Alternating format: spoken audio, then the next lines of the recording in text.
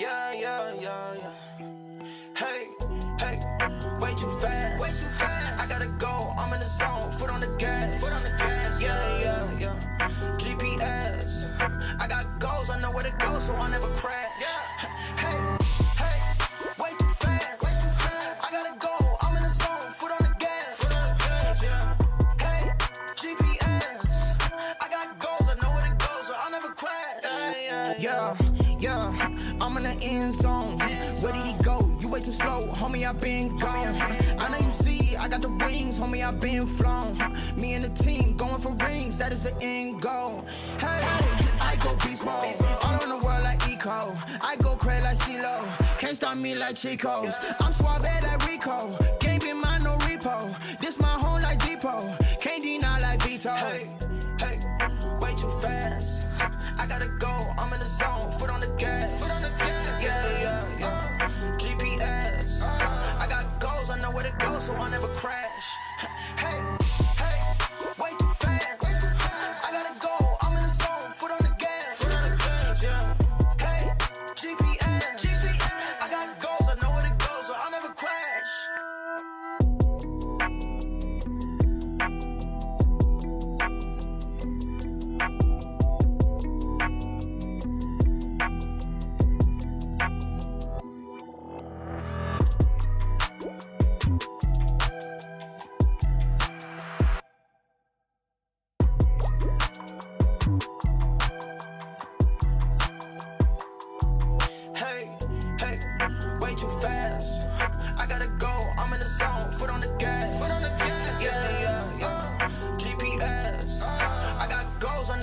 So I never crash. Hey, hey, way too fast. Way too fast. I gotta go. I'm in the zone. Foot on the gas. Foot on the gas. Yeah. Hey, GPS. I got goals. I know where to go, so I'll never crash.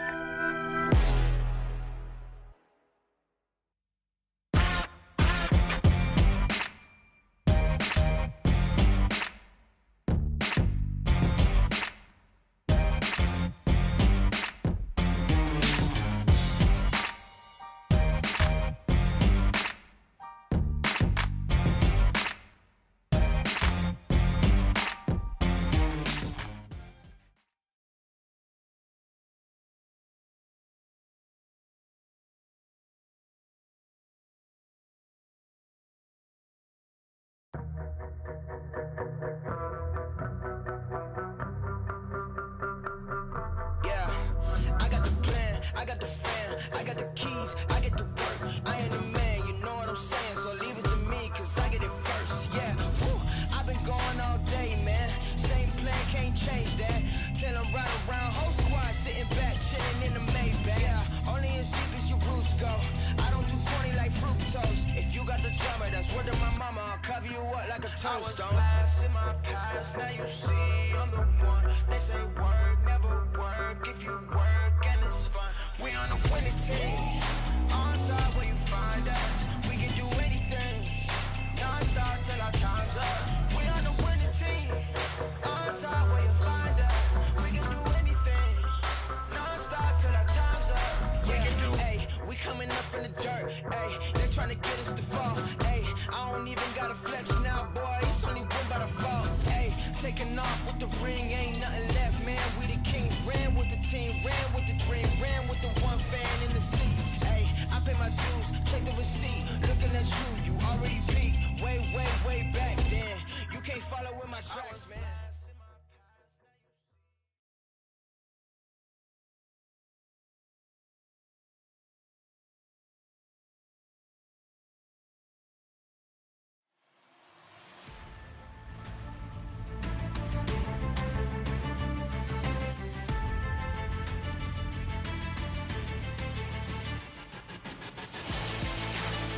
The last three-race stint in the regular season kicks off tonight as playoff pressure looms and as wins become much more valuable, with a challenge taking the form of Miles the Monster. Live from the virtual Dover Motor Speedway in Dover, Delaware, we welcome you to the 18th race in Season 5 of the 4 Wide Racing Cup Series in this final run to the postseason. Glad to have you along for the ride here on MaxSpeedTV. We're up atop the broadcast booth here at Dover Motor Speedway. My name is Kenneth Bueno. This may be what is known as crunch time here in this 4-Wide Racing Cup Series season. We are now getting ever so closer to the start of the playoffs in just a couple of weeks, and that means that the pressure is very high for those drivers looking to get in, obviously those that are still trying to get the points to get in, and so much more. But before we do that, before we dive into all the aspects of what you might expect in tonight's race from Dover and its implications moving forward, let's take a look in our rear-view mirror from last week at Iowa. Well, it looks like 2 weeks ago did have a 1-week break. We kicked things off at Iowa, a track that we had not visited in so long. Colin Forrester took control in the early laps. His teammate AJ Green right on his back bumper as soon as we got a couple of laps in, but it would only take a little bit for Forrester to make a mistake at the exit of turn 4. Goes around for a spin. You see it right here out of the final corner. AJ Green looking underneath. Forrester gets a little loose, burns up the rear tires, goes for a spin, rather harmless, although he gets dropped to the back of the field. A beautiful battle for second as AJ Green pulled away from the field. You can't see him in shot until the back straightaway. There he is at the far in the middle. And then there's Lawson Peel, Lance Hill, Craig Lautenslager all fighting for second. But the mistakes would also come out of the 48. Your Season 3 champion finds trouble at the exit of turn 4, gets a little sideways, one of a couple of minor incidents that he'll be involved in this the next with Adam Alishire for Trackhouse Racing. Exit of turn 2, nasty hit from the 91 who was doing well all race long, and then comes Tony Kivitt right there to slam him on the back straightaway. Restart a little later on with Lawson Peel and Colin Forrester on the first row. Colin Forrester, no trouble leading the race until the next caution, where Lawson Peel and company would come down pit road with around 30 laps to go, but it would be the most important pit call of the race. Forrester stayed out on old tires. The 12 of Peel zoomed by at the exit of turn 4, and then right here in turn 2 to officially take the lead. Then a big crash with 2 laps to go right as the leader crossed to the line, getting the white flag. We thought a caution might come out, but it did not, and Lawson Peel victorious for the 6th time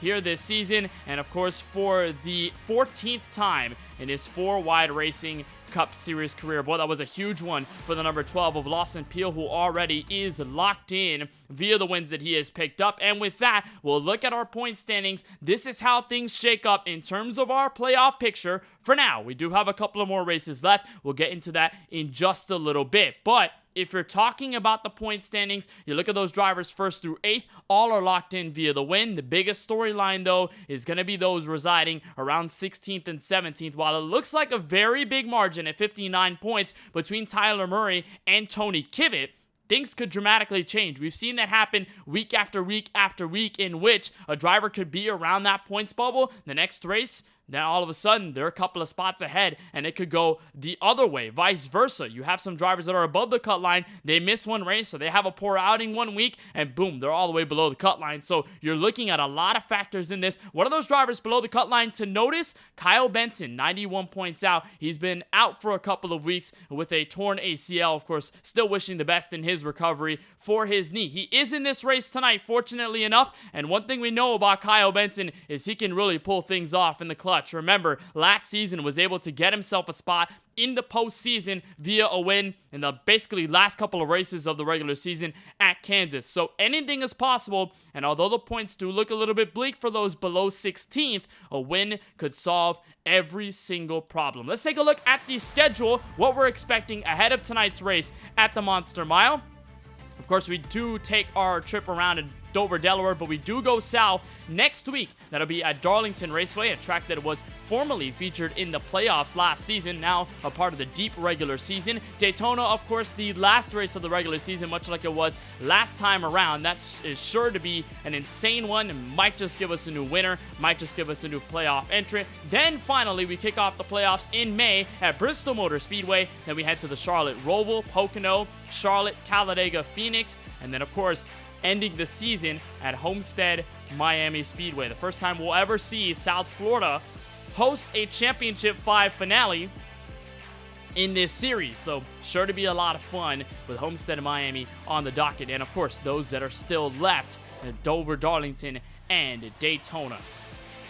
But qualifying has just come down to a close. Drivers are sitting trackside here in Dover Motor Speedway, so it'll be our time to take a look at your starting grid, see exactly where every single driver will line up for our gritty showdown here in the Northeast. On the pole will be the 13 of Craig Lounslogger, lines it up on the front row with a 22.765 rather, and you will have Kyle Benson returning to action. Great to see that number 10 back out on track. Those two will be the first to see the green flag. Daniel Michel rolls off in third, the California native, alongside Colin Forrester in the number 99, eyeing what might be his fourth win of the season. Jaden Porter, the last driver inside the top 5 to qualify. Outside of him will be the number 3 of Eric Schaefer. Had some struggles at Iowa just a couple of weeks ago. We'll see if he can bounce back. AJ Green still looking for some victory here at a short track, much like he did at New Hampshire earlier in the year. He'll have Jesse Priest still looking for his first win of the season on the outside in P8. Then goes the final 2 drivers inside your top 10. The number 55 of Joe Sanchez. He's already picked up 2 wins this season. Lance Hill in the 1, still flirting around the positive points realm. We'll see if he can grab a checkered flag this evening, rolling off from P10. 11th will be Michael Newbrock. Kevin D'Elia on the outside, doubled up in row number 6. Row number 7, you'll find Christopher Bishop and the rookie driver, Timothy Cook, in the number 98, rolling off in 14th. Curtis Kelly, a little bit of work he needs to do from the green flag as he starts 15th. Adam Alashire in the same boat. Had a really solid outing at Iowa not too long ago. He's going to have to try and get to the front from P16. Lawson Peel, winner from Iowa a couple of weeks ago. Obviously, no worries about the playoffs, but you gotta count him as a threat every single time we take a green flag. He's starting from 17th. Brandon Banks, his teammate for Drinkin' Bros Racing, on his outside in P18. Tyler Murray is 19th. Tyler Warner, the driver on the outside. The 2 Tylers doubled up in row number 10, funnily enough. Jason Hastings in 21st. Brandon Gillis in 22nd. And those are the final 2 drivers in our grid here from Dover. We go 150 laps from Delaware, 150 miles, just around 240 kilometers. This is the first time we see this track, by the way, since Season 2. Scott Healy was the winner, and we'll dive into the historics quite a bit. Much like we did at Iowa not too long ago, where we're reviving some of the tracks that we have seen in the past. We have never ran a next-gen race here in this series with this track in mind. We'll see exactly what happens. Let's take a look at the weather here in Dover before we get the green flag. Temperature at around 70 degrees. Track temp very hot here on this concrete surface. 94 degrees Fahrenheit. Winds to the southeast at 2 miles an hour. And it is a clear afternoon in Sim. So we'll be ready for some fantastic green flag racing here from the Monster Mile. Playoff implications at stake. Pace car makes its way down a pit road. The 13 of Craig Lounslogger, a driver in the Championship 5 1 season ago, will grab the green flag. We're underway in race 18.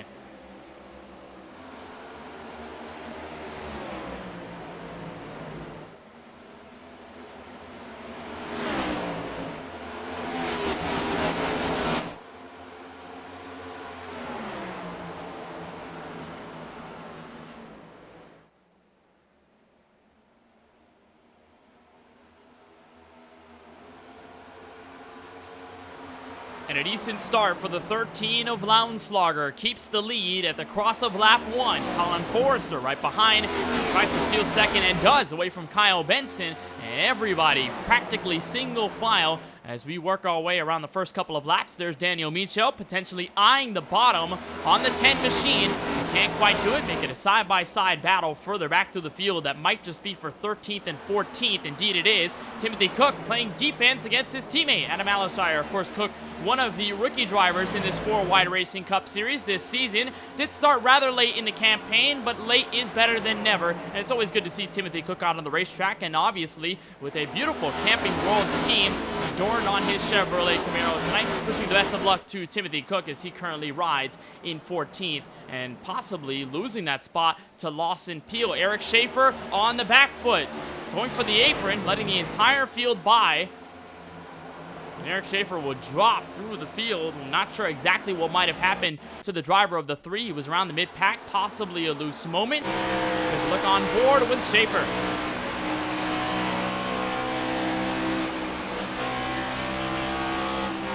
got a little loose out of the corner, just decided to bin it. Said, hey, I'm not going to keep running for position. I'm not going to have the entire field rummage through me under pace, so I'm just going to let the whole field by, keep my car intact, and avoid possible catastrophe. That's one thing you can find very easily here at Dover Motor Speedway, which is why they call it the Monster Mile. Miles the Monster sitting just outside the racetrack. This track, though, is very, very oppressive to the cars and very aggressive on eating up the tires, very aggressive on eating up the driver if they make a mistake. So you'll see this often where off of the corners, off the rise of that banking, you'll see a lot of problems arise, and obviously the lack of space and with how fast you're running around this 1 mile circuit, it could be very easy to get freight trained by other drivers. It could create a large stack up very, very quickly. We didn't really dive into the track map and the specifics here of what this Dover Motor Speedway is like, but it opened back in 1969, 1.6 kilometers, 1 mile in length, banking with 24 degrees in the turns, only 9 on the straights. You're going to see that most obvious on the transition out of the corners. Here's a look from Craig Laumsmacher, your race leader, right about here. That huge rise off the corner goes from 24 degrees to 9, and it's a big hill you have to climb.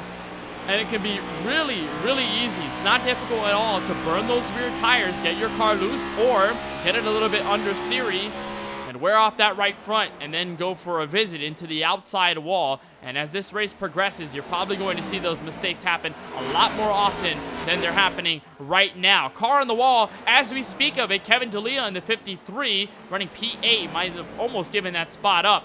It looks like he's going to continue where he's at. Meanwhile, everybody in this first pack eyeing in on your race leader. Here's Jaden Porter on the inside of Benson for third.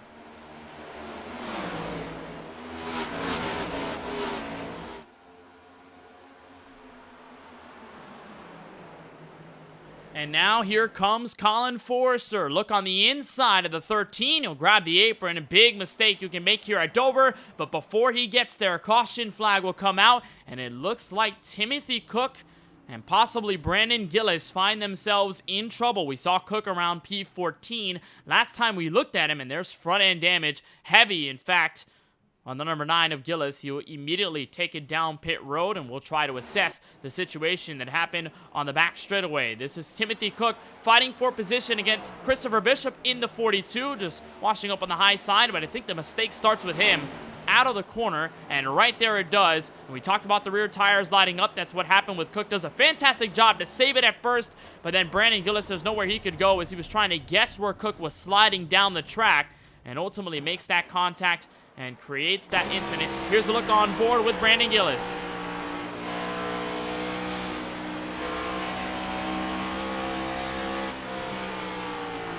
Just tough situation. He's trying to find out where Cook is going as he's locking up the brakes.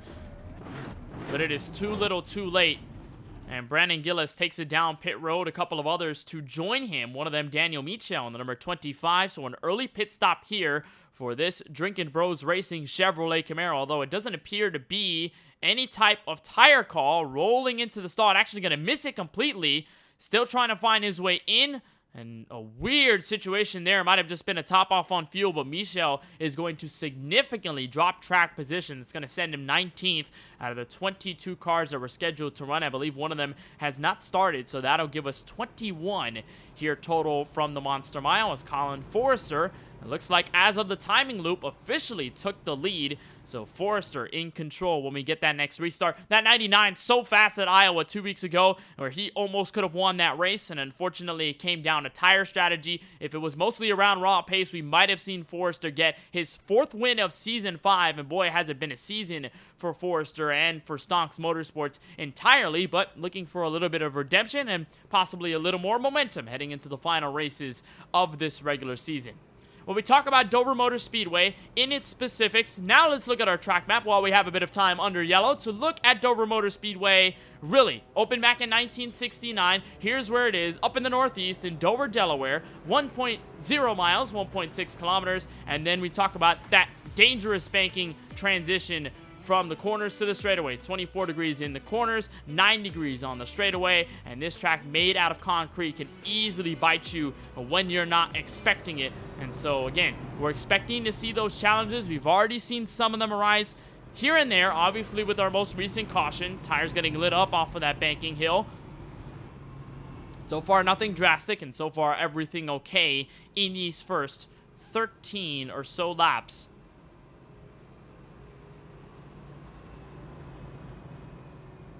Looks like we're going to try to get things sorted out rather quickly. We might get the lights off on the iRacing official pace car this time by. Field already doubling up, so it seems as though they're ready to go green just as much as you're probably ready to go see them get green.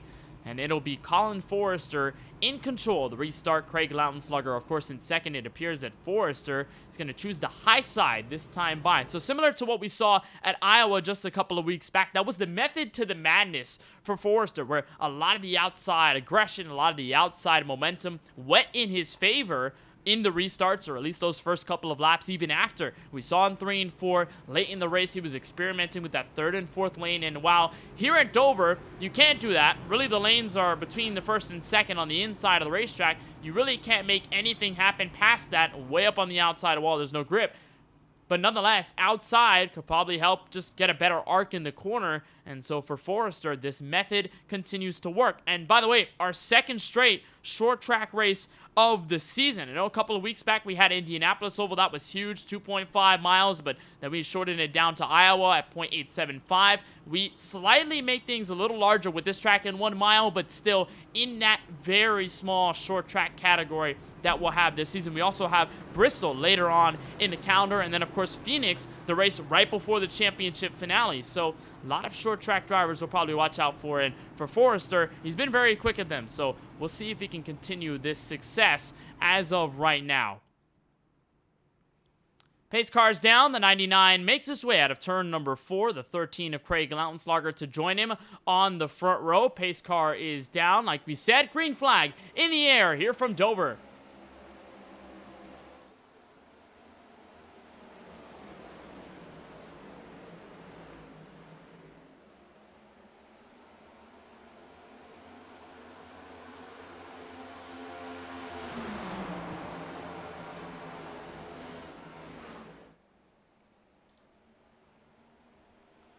Looks like for the moment, smooth as usual for that 99. Benson looking around. Jaden Porter but cannot get around for P3. And they might go door to door for the position right behind him, P5. That was Joe Sanchez looking in on the 48 of AJ Green. Tank swapping on the back straightaway. Here comes Jaden Porter on the outside for P2. On board with Lautenslugger. Porter's trying to get there, and he does. The 28 of Jaden Porter surges to second, and now Kyle Benson under fire from AJ Green. 3-car fight for third into turn 3.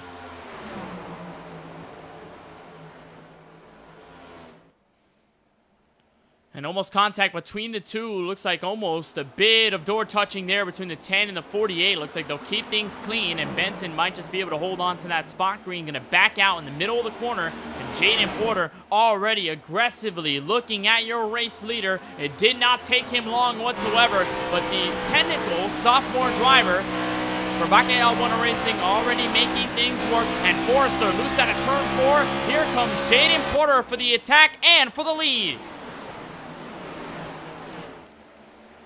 New race leader, Jaden Porter in the 28, and that was a beautiful move. Waited for Forrester to make the mistake, found his weak spot as he got loose out of the corner and said, this momentum is mine and mine only. Went for the spot. Forrester had to back out with the limited lanes you have here at Dover, and it's a solid pass to get Jaden Porter in clean air. They are still going at it inside your top 5. Kyle Benson, AJ Green make that side-by-side for what's P4 on the racetrack, and then on the back end of this, Joe Sanchez into 55, kind of waiting for his time to strike. And although they're going side by side, it won't necessarily prevent Joe Sanchez from taking either line or giving them some draft help on these short straightaways. So for the moment, Sanchez is going to aim up high. Might just try and diamond down low at the exit of turn 2. It's going to help in his case. Get to the outside of AJ Green. Green got loose out of the corner on the back straightaway. Loses potentially that spot. He does officially in 3 and 4. And then he'll bring in Lance Hill, a Trackhouse Racing driver, and the number 1, that Advent Health Chevrolet, looking for P6.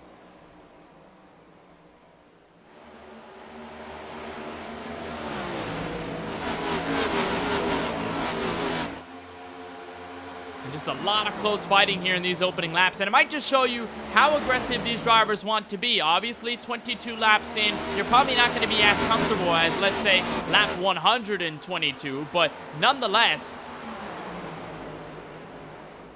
it looks like these drivers are definitely comfortable. A bit of door banging there. Contact between the 1 and the 48 in the middle of turn 2.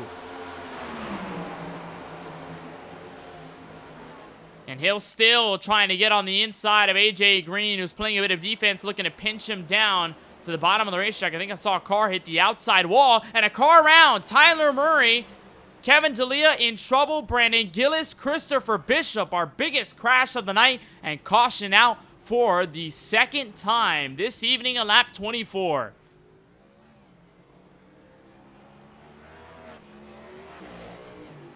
And huge damage to Kevin D'Elia, who found himself on the wrong end of the stick. This is contact with Lawson Peel and a big hit to the outside wall at the exit of 4. Tyler Murray, nowhere he could go. And then just a slam by Brandon Gillis, who unfortunately is now decided as out of this race. Remember, he grabbed that fast repair. We didn't really mention it on pit road, but he did. Here's the look. There's D'Elia way up the road and in the outside wall, and Gillis slowing down way too late and just slams right into the 42. And either of them suffering some pretty hard damage. D'Elia with probably some of the worst of it. And again, here's another look at this hit on board with D'Elia. And there's nothing you could do. It's so narrow on that exit going up the hill here at Dover that when you make that contact, it is almost inevitable that someone's going to get into you. And then there's the rest of the aftermath. Christopher Bishop being involved. And it looks like that will officially send Tyler Murray and those drivers on to pit road. Looks like Tyler Warner with trouble. He is stopped in turns 3 and 4. Now, he was not a part of that incident on the front straightaway, but he found himself in a very interesting scenario. This is him heading for pit lane, turn 4.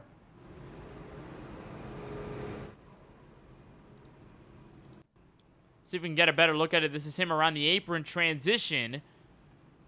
Now, I'm not sure whether somebody got into him. Yes, Timothy Cook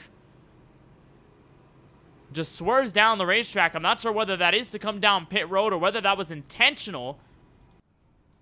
But nonetheless, Tyler Warner gets spun on the racetrack, and he is not able to come down pit road. Here's Kevin D'Elia getting a fast repair. Christopher Bishop going to spend some time repairing his Chevy Camaro. Same deal for Eric Schaefer.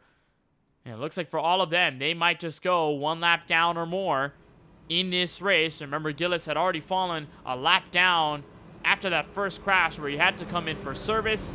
Looks like those others might fall into the same category. Now, as soon as I noticed it, I realized I was wrong. We're going 180 laps, not 150. That was what was initially calculated on the Sim Racer Hub website. Looks like they updated it to lengthen the race a little longer. So instead of going 150 miles, we'll go 180 officially here from Dover Motor Speedway. So apologies on my behalf. A little bit of a mistake, but we will go a little bit longer here at race number 18. Now, a beautiful run by the number 28 of Jaden Porter. A lot of the discipline he was able to carry, a mix of that and some aggression, took him to clean air. Looks like Forrester has been able to take it back since.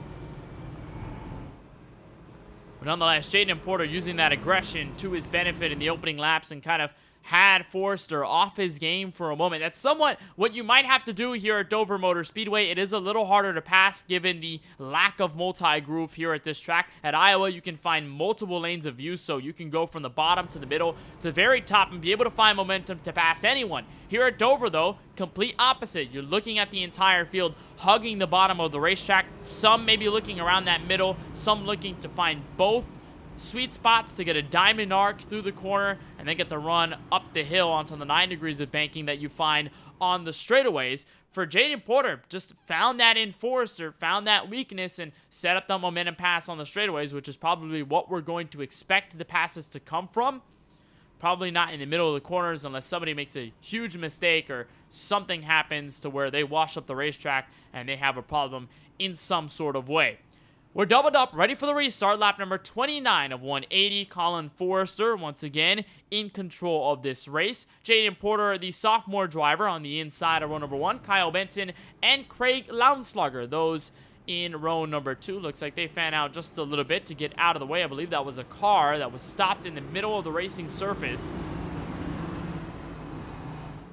And just an update on lap down cars. Eric Schaefer now in that front, although with a caution will get the lucky dog. And there is Eric Schaefer still parked trying to repair his car on pit road. He did not tick off the fast repair. Schaefer with a poor run at Iowa just a couple of weeks ago, and it came to a crashing halt heading to the white flag. Got into Rodney Robertson after overcorrecting at the exit of turn 4, and that was one of a couple of incidents he had been involved in. So unfortunately for Schaefer, it looks like tonight falling in the same tracks. He is still on pit road trying to get that car fixed.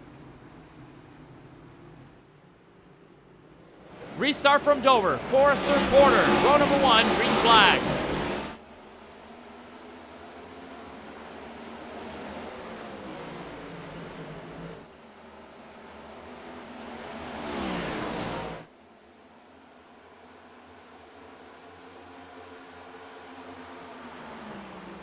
And a better restart for Kyle Benson against Jaden Porter. He's able to snag second as the 13 of Lounslogger goes door to door with Joe Sanchez. This is for P5.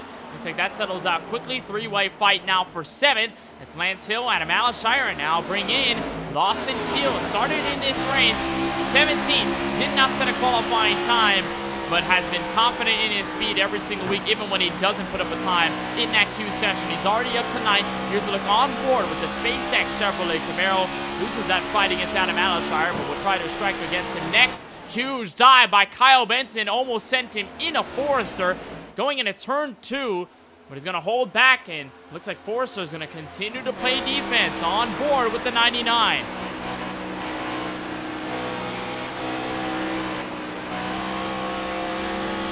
And another mistake out of turn 4 from Forrester. Here comes Benson for the race lead.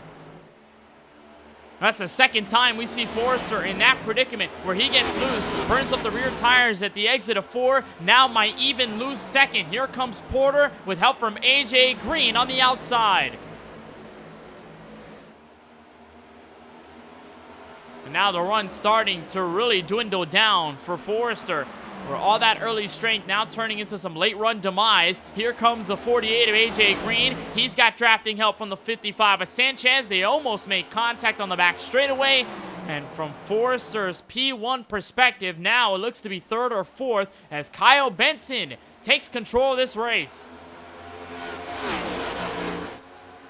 First time we see Kyle Benson in the lead in a while in the 4-wide Racing Cup Series. Of course, dealt with that ACL injury while working a NASCAR Xfinity Series race for JD Motorsports, and has been in and out trying to work that knee and trying to race these events, but unfortunately the pain has been too much to overcome. Now in this position where he's got clean air, although there's a lap car ahead, that's Eric Schaefer. Remember, he was still on pit road when we got the restart. He's now 3 laps down with his beaten and battered, well, now clean Chevrolet Camaro, as they still tussle for 3rd. AJ Green having to really fend off the 99 of Colin Forrester. He's able to find success this time by, and here comes Joe Sanchez, challenge for that spot as well.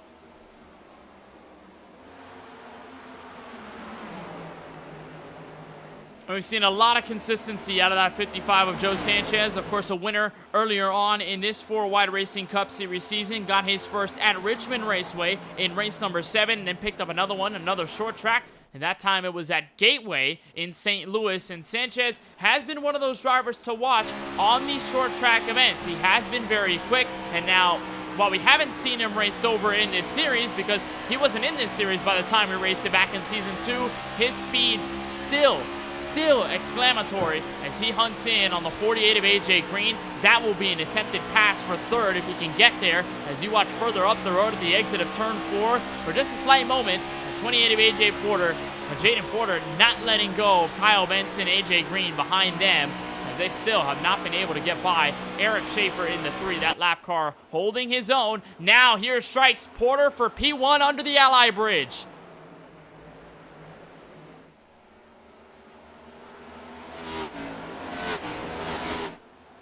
And it's so tough to hold on to the throttle when you're on that inside lane. Here at Dover, again, with the limited amount of lines you have and with how narrow this track gets at the exit of turn 2 and at the exit of turn 4, it can be really tough to make these positions happen on the inside. You really need to have a lot of momentum, and or a driver on your outside just needs to back out. And for the 28, he cannot hold on to that throttle, because or else he's going to get into that 10 in some way or shape and put him into the outside wall, possibly cause a crash. Obviously, the last thing you want to do is burn up your car and waste it, and then all of a sudden have your right front torn up and the car torn up as well. Here comes Jaden Porter again, an attempted pass for the lead.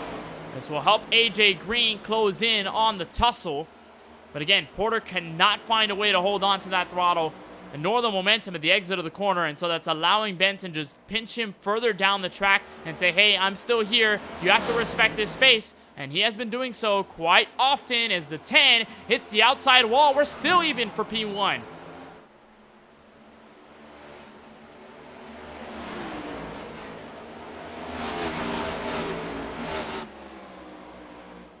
But now Jaden Porter finally finds that success, and that 28 gets out to the front. Remember the battle that we were talking about around 4th or 5th. Looks like that's also starting to close in a little further. That 55 was looking at AJ Green. Looks like he's got the bumper right in front of him. And here comes Tyler Murray. Look underneath.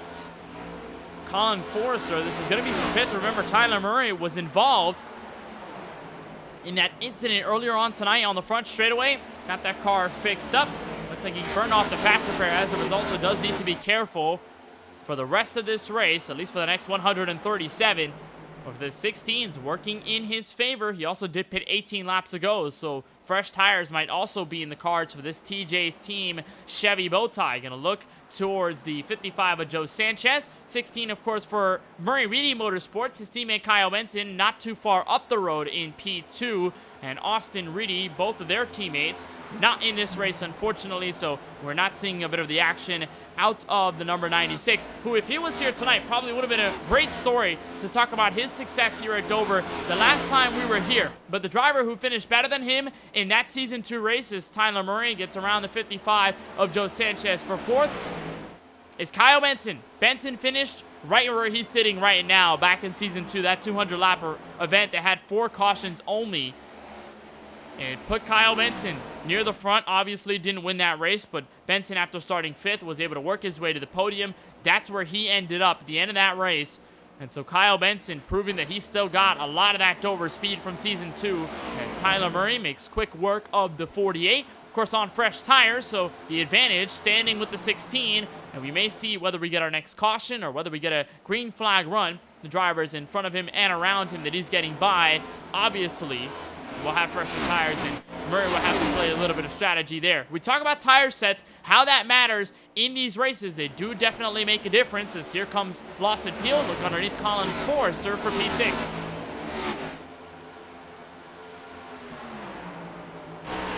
Not a lot that Forrester can do on these sets of tires, and have worn out by this point. Look on board with the 99 as he exits turn 4. A little shaky there, almost getting into the outside wall.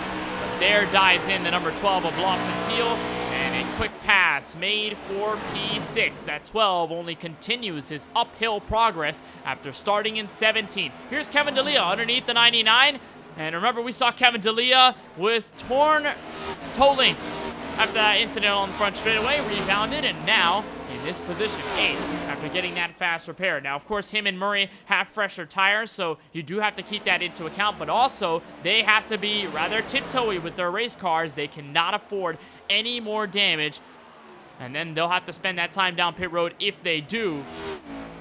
So we'll keep an eye on exactly how that moves forward and how careful they're going to be, but it seems for right now, those fresh tire cars with fast repairs are doing just fine. Kyle Benson now, gap closing between himself and teammate Tyler Murray, but both of them not able to get closer to Jaden Porter, who was pulled away from Benson by around half a second or so. And by the way, remember Eric Schaefer, who's right in front of the leaders, still no progress on lap cars. We probably expected that to be a little easier throughout tonight's festivities from Dover, but it appears that your leaders just cannot get there. Eric Schaefer just a little bit faster, and there's also Tyler Warner in that 33 up the road as well, who has fallen 3 laps down, sits 19th on the racetrack.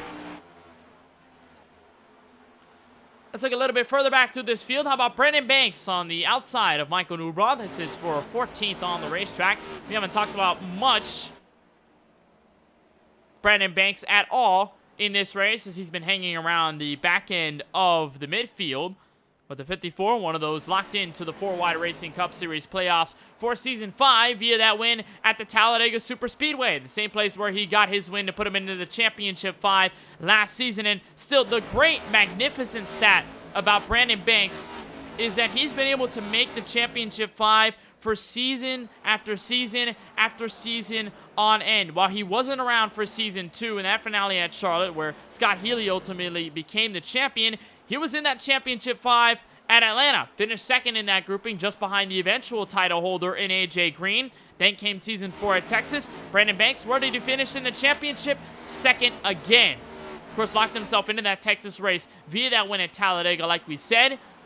But still, the consistency has been marvelous out of this 54. And while he's not having the strongest run tonight, and even at Iowa, where he was just kind of in and out the top 10, just hanging around there, his finishes, his consistent runs, and his clean style of racing have put him in such favorable positions. And again, adding on to the strength of Drinkin' Bros Racing, who already have two drivers that are easily locked in, much like the 54 and the 55 of Sanchez and the 12 of Lawson Peel. So don't knock out this number 54, Brandon Banks. Once we get to playoff time, and even now in these final races of the regular season, keep him in mind. Something to note, that 54 has been awfully good come playoff time.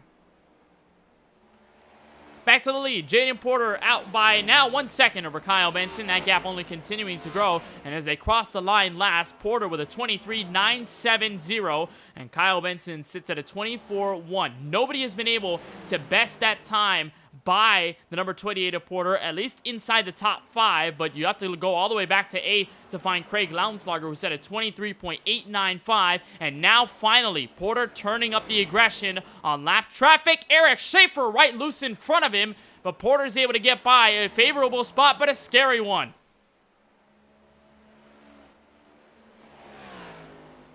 And that almost could have been horrendous for the 28 of Jaden Porter, who had to find his way around Eric Schaefer, who got loose. Let's look back in the field. This is on board with the number 53 of Kevin D'Elia. Remember his problems earlier tonight?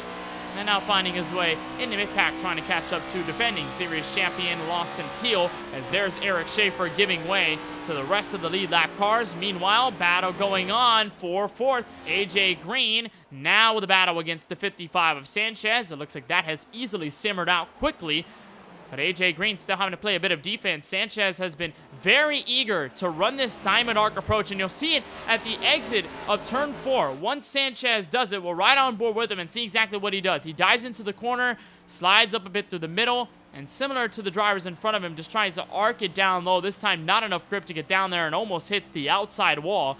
But we're noticing it out of Sanchez as of lap 60. Has been sliding up the track, has been letting it roll through the center, and then has been slowly applying the throttle to get the best exit off of the corner. It hasn't necessarily worked out on AJ Green just yet, but we might see it become a factor, as Tyler Murray might have just burned up his Goodyear Eagles. Now going to give way to the 48 of Green, maybe the 55 of Sanchez, so a 2-for-1 opportunity here. Looks like Sanchez still looking to the inside, has that nose underneath. Tyler Murray, also one of those drivers that obviously was in that Season 2 race at Dover, given the fact that he is literally the league owner. He was a part of that race. He came home in 5th after starting in P6. And while he didn't lead any laps, still was a solid top 5 outing. So that 16 looking to replicate again some of that success. And we'll talk about the list of drivers that made that race in Season 2 that are still around. Obviously, a bulk of them, including your current race leader, not in that group, but second place Kyle Benson is. And then you look at Austin Reedy, who unfortunately is not here tonight, but is an active driver. Tyler Murray, who's currently running inside the top 6. And then look at CJ Munier, who obviously is not in this race either. Didn't list off his name. Craig Lauenslager, who's in tonight's event. Brandon Gillis, Christopher Bishop, and Tyler Werner. So a bulk of those drivers that made that Season 2 race are here this evening at Dover. So pretty awesome to see them come back through history and now make some new history of their own here in Season 5. I believe there was a problem with Kevin D'Elia, has severely fallen off the pace, went back to 18th. He's already a lap down, and I believe he is disconnected from the race. So either some issues on the connectivity side, issues with the hardware, or something else in that respect. Tough break for Kevin D'Elia, who burned off that faster pair, was making some good runs through the field and inside the top 10 up until this point in the race. We'll see exactly what went down and whether this was just a decision to come down. Actually, no, it was contact. This was a crash that did not cause a yellow flag. Here's a fight with the 13 of Lounslogger. It says turns 1 and 2. And D'Elia will make contact and go straight for the inside wall. Has the toe link damage. And mind you, that faster pair had already been burnt. I mentioned how careful you have to be with these cars when the faster pair is used. D'Elia, obviously, no other choice but to come down pit road. And with the 8.5 minutes or so time that it takes to repair that toe link and to get that car back out on track, he thought it was not long, or not short enough rather, so he ended up out of this race. Kevin D'Elia, our second DNF here tonight from Dover Motor Speedway. So things have pretty much calmed down for the most part around your top 10, mostly all of them single file, and now add another lap car to the mix. That is Curtis Kelly, who I believe came down pit road about a lap ago. Yes, he did. So the 71 machine with a quite early pit call. We didn't see much out of this car tonight up until this point, lap 68. Going to use the fresh tires to his advantage, so he'll try and unlap himself. He'll make it 3 laps down, and as we stand, if we get a yellow, he will be the candidate for the lucky dog. It won't put him back on the lead lap officially, but he'll need a couple of cautions to get back on that track. Gets around Kyle Benson. Maybe this could help the field pack in a little more, but for the moment, everybody seems to be riding around where they may. The only other battle we might see is for P7. Tyler Murray under fire from that JetBlue Airways machine of Adam Alshire, who's trying to sky into the earlier half of the top 10, although Eric Schaefer will kind of throw a wrench into that. And will be right on the inside and trying to get around. Looks like that seems to work. Schaefer currently 4 laps down, and he's still looking on that 71. So they're in that battle for the lead lap lucky dog position. And the same goes for Tyler Warner, who's further back behind Colin Forrester here. He sits 19th on the racing surface. And we'll turn our attention back to your race leader, who has opened it up by roughly 3 or so seconds. Now here comes some of your leaders onto pit road. Kyle Benson, Lawson Peel among those first to head in.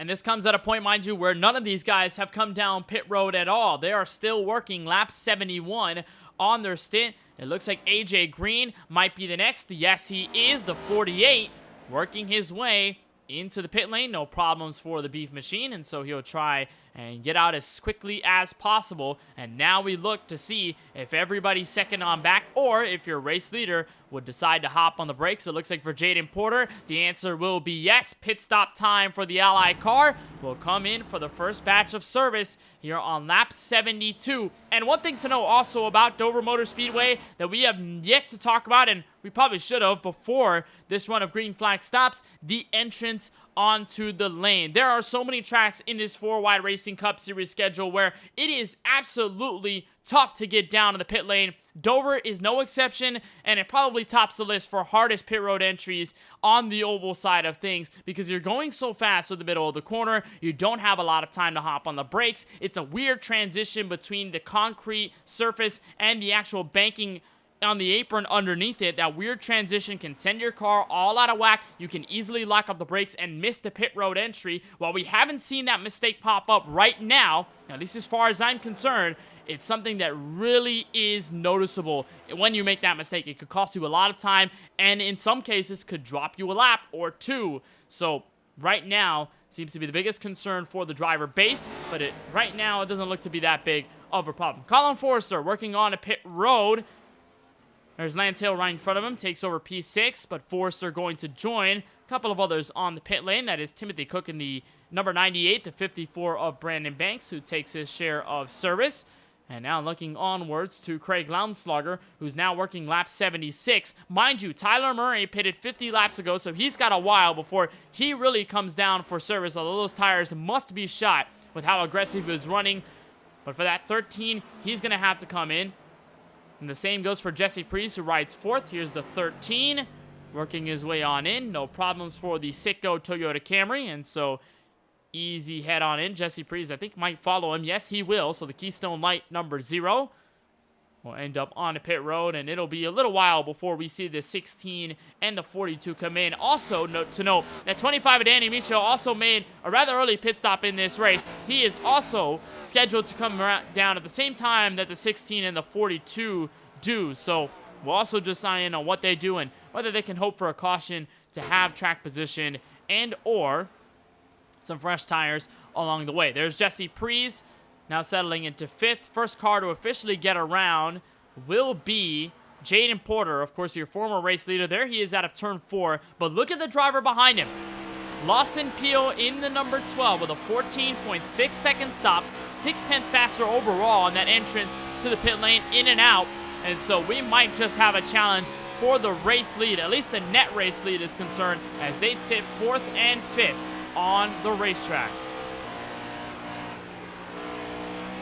Tyler Murray out in front as of lap number 79. We'll take a short moment and step aside, but you won't miss a thing as we continue our coverage of the 4 Wide Racing Cup Series from Dover.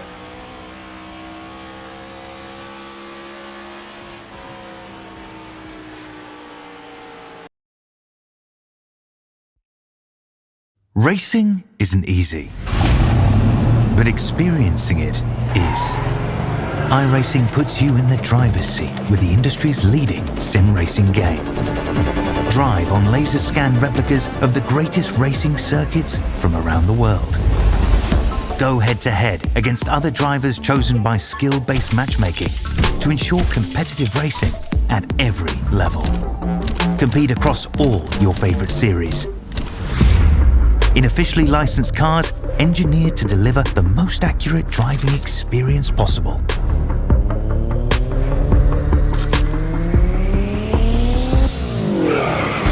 Join a race or host your own with players from across the globe.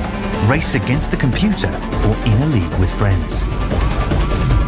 Feel the thrill behind the wheel. Visit iRacing.com.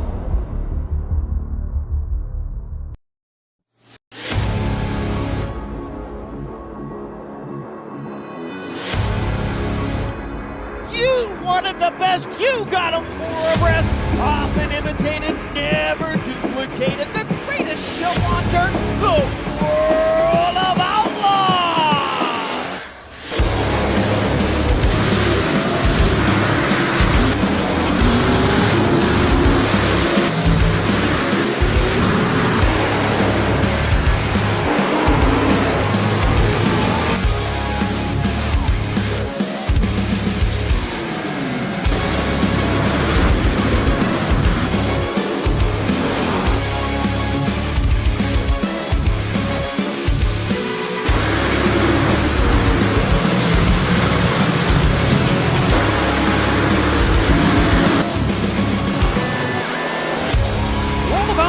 Dirt Racing will be available September 27th.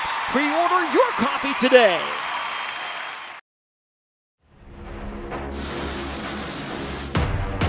Who wins the race? Kerwin! It is Demi Olat, the sophomore!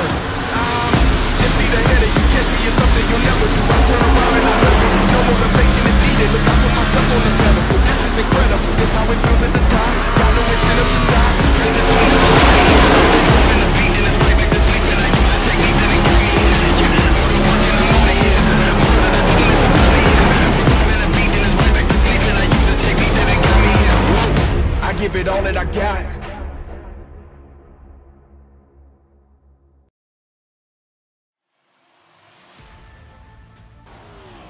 Welcome back to the 4 Wide Racing Cup Series, race number 18 of Season 5 from the virtual Dover Motor Speedway. Kenneth Weno to bring you the broadcast here on MaxSpeedTV. Glad that you're with us on a Wednesday night, and we are looking at the moment for the net race lead for second. The net race for second. Here's a look at your leader. Now under fire from Christopher Bishop. We saw Bishop in trouble. Now has some nose damage, but still has a lot of pace beneath that Chevrolet Camaro. So the 42 will take over the lead despite some of that right front crinklage on the bumper.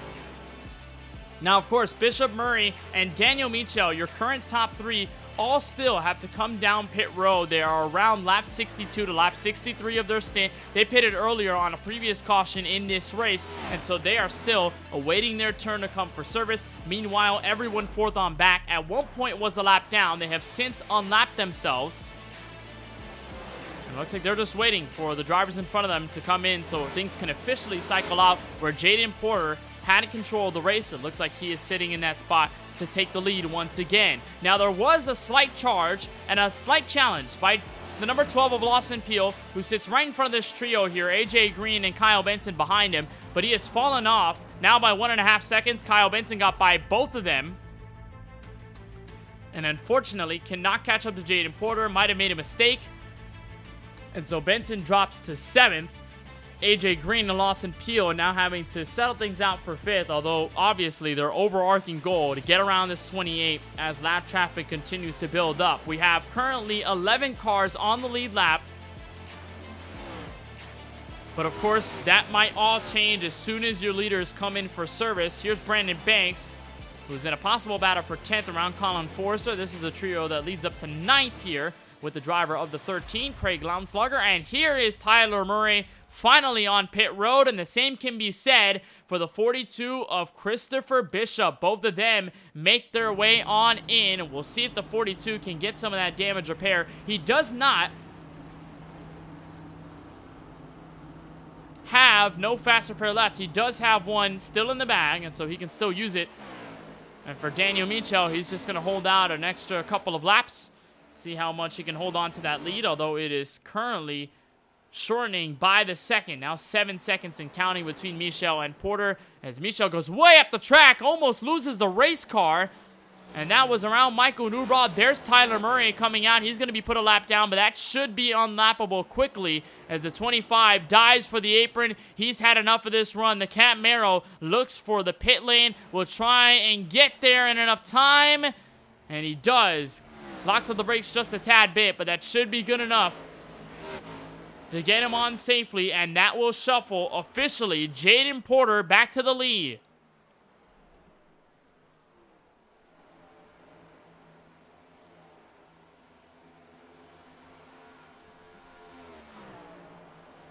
Looks like an agonizingly long wait for these drivers, Porter, Peel, Green, Benson, and company, to watch the 16, the 42, and the 25 come in for pit road, but finally they can call this cycle through, although it probably won't be the first time that we'll see it. We've got still 85 laps left in this race. We just crossed the halfway mark here in race number 18, so still a lot to consider, still a lot that can go down, and obviously there are different things at play when you look at cautions that might fly and just drivers being in certain situations. We have seen a lot of mistakes come out of the field, so you never quite know when this thing will be over yet and who might be in contention for it. Here's a look at Joe Sanchez in the number 55 and currently still settling in that 5th place position, which is around where he's been hanging all night long. He did start in 9th. He's been as low as 14th, but obviously things have turned in the right direction for Sanchez, who's picked up 2 wins this season, one at Richmond, the other one at Gateway later in the regular season, and so Sanchez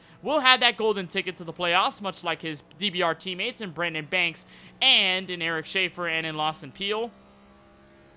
And Sanchez currently sits 3rd on the playoff leaderboard, so obviously no worries for this 55. He hasn't led any laps. He is slowly catching up, though, to Kyle Benson, so there may be some action here for P4 in just a couple of moments. We were probably expecting Lawson Peel to close in on the 28 of Porter, but that has since become a large no. It's now 2 seconds between those two, and Porter only continues to put fast lap after fast lap, and as they last cross the line, make that a 23.7, and as they cross this time through for lap 99, it will be a 23.781, around the same marker, and it's slower for Peel and company. 23.8 for the 12, the 48 setting a 24.1, 24 flat for Kyle Benson, 23.8 picks up once again when you go back to 5th place, Joe Sanchez. Nobody has been able to set a faster lap than Porter other than the 2 sitting 6th, 7th at this point. Craig Lounslager in the 13, Brandon Banks in the 54. And you can also say the same for 8th place Colin Forster at 23.715. So lap times that are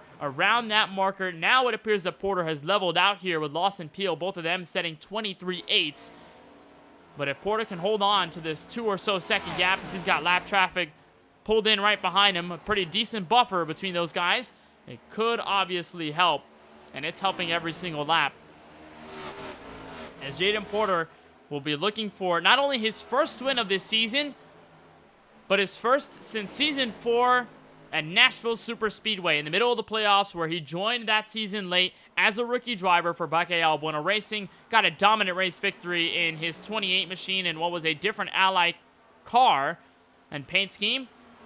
But Jaden Porter has been a dominant force tonight. We saw Colin Forster up ahead early with a 28. Constant pressure gave him the race lead away from Kyle Benson, and he has since run away even through the challenges of green flag pit stops. There is Joe Sanchez finally breaking free from Kyle Benson, so Joe Sanchez put him inside the top 5, or at least the top 4. He was already in the top 5 a couple of laps ago. AJ Green, Lawson Peel, and Jaden Porter still yet to catch. There is Daniel Michel, who of course fell a lap down due to that late pit stop. In fact, he is 2 laps down, trapped in 16th. He's going to be looking to unlap himself on this race for the moment. Now, if a caution comes out, we'll be looking at that battle for the lead lap lucky dog. That would be Timothy Cook in control of that spot. If a yellow comes out right now, Tyler Murray, the next car in line, he's about 12 seconds back from this 98. He's the next one to fight for it. The only other car that's eligible for a lucky dog if they get around Timothy Cook is the 42 of Christopher Bishop. So 2 of those drivers who had pitted late in that run, 1 lap down right now. Michel, that 3rd car who stayed out about a couple of extra laps, he's 2 laps down, and make that 13 cars on the lead lap, as Timothy Cook doesn't even need the caution, just gets around on fresher tires and finally slides ahead of Jaden Porter. Now, this is really big here if you're this number 12 of Lawson Peel, because all of a sudden you went from 3 or 4 lap cars in front of you before you got to the leader to pretty much none. Timothy Cook ended up around with the 28, ended up falling back again, but that 12 can see the back bumper of that 28, and that might just give him a little more motivation to try and catch up.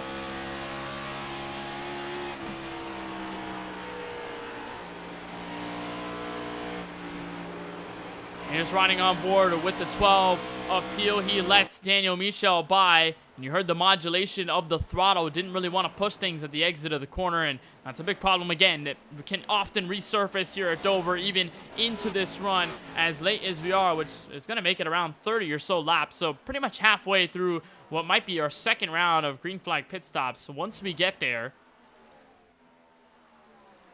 and it appears for the most part, no significant battles on the racetrack. Everybody just hanging in, just trying to put in lap after lap. And it appears to be working. Here's Adam Alshire, last car inside the top 10. And boy, did we see an up and down outing from him a couple of weeks ago at Iowa Speedway. We mentioned in our highlight reel at the top of the show that this 91 was faced up against the outside wall and then got absolutely destroyed by the 76 of Tony Kibbett on the back straightaway. Alshire since was able to rebound to P6 in that race. It was a very consistent night. And that 91 did have a lot of speed. Not enough to be a race winner by any stretch of the imagination, but definitely to be a solid top 10 car. And Alshire, as it stands, remarkably enough, is 13th in our playoff standings with the 1-stage win, 2001 points, 95 points above that cut line. So Alshire looking for another berth into the playoffs.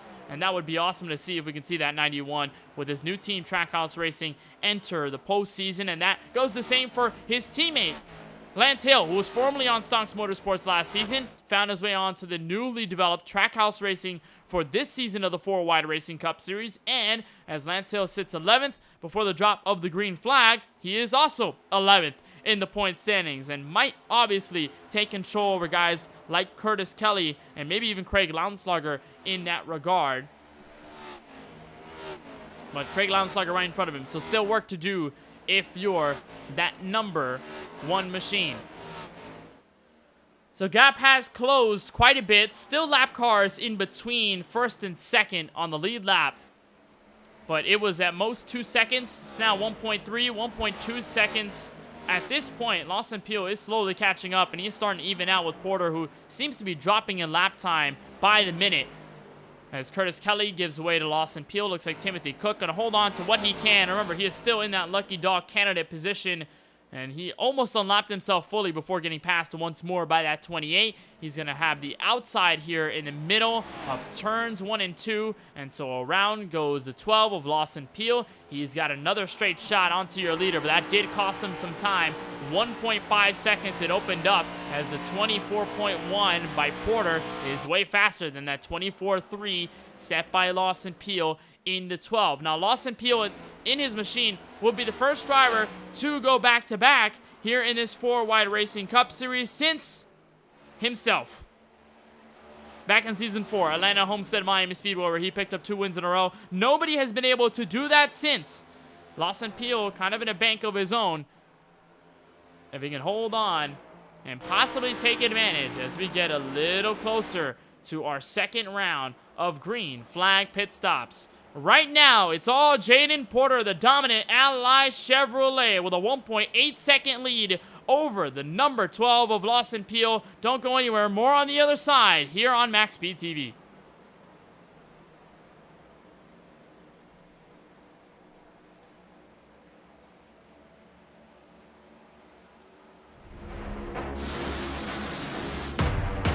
Who wins the race?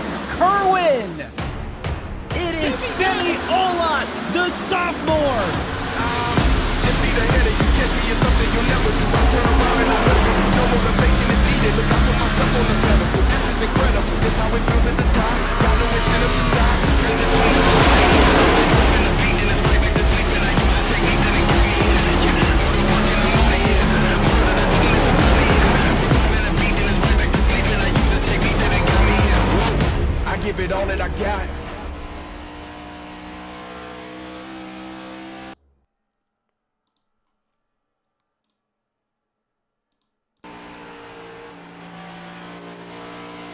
Jaden Porter in control, lap 118 of 180 here in the 4-Wide Racing Cup Series of Season 5. And there is the gap, back to Lawson Peel at a total of 1.9 seconds and stagnant. It has kind of fluctuated around that 1.2 to 1.9 second bracket, but for the moment, Porter has been able to hold on. Those lap times are starting to even out, and so just before we get to our second round of green flag pit stops, Jaden Porter has the lead and has control. AJ Green, by the way, has caught up to this 12 lap by lap. He is setting some faster runarounds here at Dover. So this 48 might just make it a battle for a second and could ease the worries. If you're that 28 of Porter, you just see that 12 near in the rearview mirror and you just hope things aren't going to get worse and that 12 does not edge a little bit closer. But it looks like if the 48 can make this a challenge behind him, Porter might just have free reign to just run away with it and have an even better advantage going into green flag stops. It wasn't really a problem for the entire field. They didn't see any drastic mistakes, which was the good thing, first of all. We did see some almost hiccups. We did see some drivers stay out. And we should expect that once more with the way that Tyler Murray, Daniel Michel, and Christopher Bishop are on their strategies. Now, they are 1 lap down on the racetrack, which is the biggest fault. However, they can unlap themselves and maybe with fresh tires be able to stay on the lead lap and maybe gain some track position. Although that's still a big question mark as we get inside 60 laps to go. And talk about Jaden Porter, the success that he's had as a sophomore driver already. And while he hasn't been able to capture a win this season in the 4-Wide Racing Cup Series, it's felt like ever since that win at Nashville Super Speedway, he has been on target to get another one. He has been very close multiple times. He's been pretty fast and consistent week in and week out. And so it might just be an ultimate rating game until we see this 28 back in victory circle. He started in 16th a couple of weeks ago at Iowa, finished in the top 10 in P7, so it wasn't necessarily the greatest finish, but not necessarily the worst, just around the mid-pack. And Jaden Porter looking for a historic win number 2 in his 4-wide Cup career as AJ Green makes quick work of Lawson Peel, who takes a step onto pit road. First big call of the night on our second round of stops at lap 124. Lawson Peel going in early.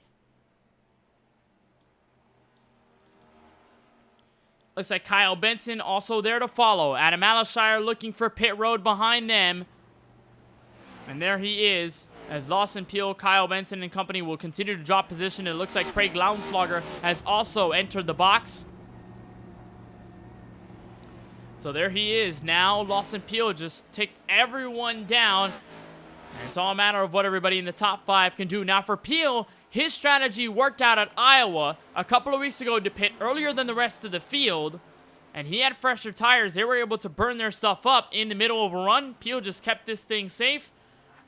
And he was able to run away with it. Can the same thing happen now with this alternative strategy? And it might have just been a mindset of, hey, I cannot catch this 28 of Porter. He's been a little too fast. I'm only at most evening out with him lap by lap by lap. So I have to do something different. It looks like for Peel, now it's going to be a call that could get him the race win. And speaking of the race leader, there he is on a pit road. AJ Green, the second car in line to follow, that will hand the lead off to Brandon Banks in the 54. Looks like Joe Sanchez is also taking this situation with the 48 and the 28, so he's going to come in also.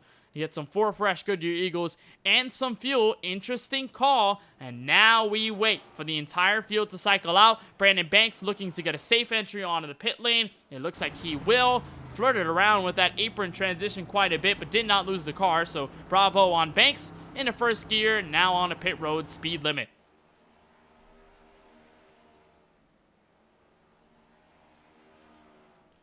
So Banks in, that will hop over to Colin Forrester on the back straightaway, who's in the race lead, although obviously we are expecting a pit road out of him as well. He is only on that 53 of his stint, so he's kind of in the middle of the road here between the 2 alternate strategies that we've seen tonight. We saw, obviously, the main pack, a lot of them coming in around lap 70, 72 in their runs. Tyler Murray, Timothy Cook, they're a couple of laps behind. They're right now at around lap 40 in their stint. Forster, though, in the direct middle. 54 laps he's put on his Goodyear Eagle set.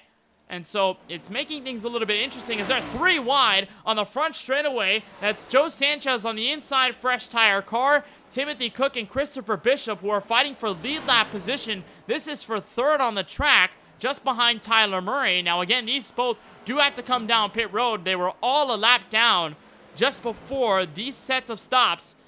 And Cook is going to give way, and he goes into the outside wall and hits it square. Is that tolling damage? No, it is not. And he'll stay out on the racetrack. Actually, yes, it is. So the 98 has some tolling damage on the right front. He can barely turn that Chevy Camaro. And it's a matter of him going for pit road. He's going to take it to the apron. And fortunately, gets out of harm's way. So comes for pit road right as your leader, Colin Forrester, goes around. A tough scenario and some bad luck by the 98 of Cook, who was just letting a car by. And unfortunately found that outside wall and just ended up in that threat that's always posed at you every time you get out of a corner here at Dover, whether it be turn 2 or turn 4. You drift a little bit too high, you're in the outside wall. And so for Timothy Cook, he's going to have to limp it down to his pit box. He does. Now, fortunately, he does use his fast repair, so he will be okay. There's Curtis Kelly behind him on the pit lane, taking a little longer than expected, as Kelly has fallen 19 laps down in 18th place. And now we watch Colin Forrester, Tyler Murray, Christopher Bishop, and Daniel Michel. Those 4 that are now yet to make a trip onto the lane. Now, that has given Lawson Peel the proverbial race lead. Remember, he pitted a couple of laps earlier than Jaden Porter did. So this call to have himself out in front for track position seems to be working. And he's still a couple of car lengths ahead of Jaden Porter. It's not that large of a distance. And Jaden Porter isn't that far from 5th place Daniel Michel either, who also, like we said, has not come down to service. The 28 has to back up in the middle of the corner. Dangerous place to catch lap traffic, but there's Lawson Peel off in the distance, getting around another car, this time Eric Schaefer, one of the lap machines.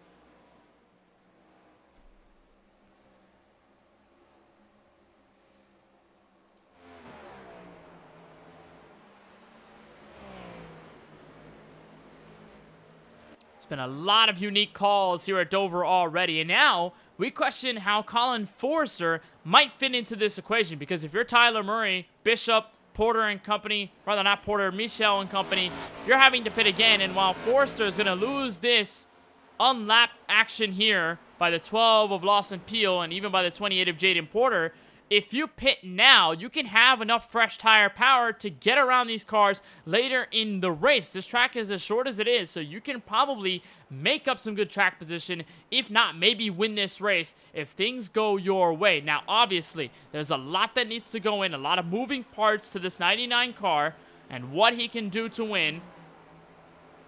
But obviously, being in the middle of the road probably gives you some of the advantages of being on a decent enough run to be level with these lead lap cars that might take over the net race lead once this 99 comes in, but also not too early in the run where you're like Christopher Bishop or you're like Tyler Murray, where you're spending so much time out there, you lose time in the long run, and then all of a sudden you just fall a lap down or more. So Forrester might just be the odd one out in this scenario, and he'll have to come down pit road soon. He's crossing the line for lap 64 on his run, respectively, as Lawson Peel unlapped himself. He's now third. He'll look forward to Christopher Bishop, who's roughly 15 seconds ahead of him. Lance Hill has also fallen one lap down. He's back in 13th, and make that 5 cars. 5 on the lead lap, as here comes Porter on the fresh tires for the net race lead.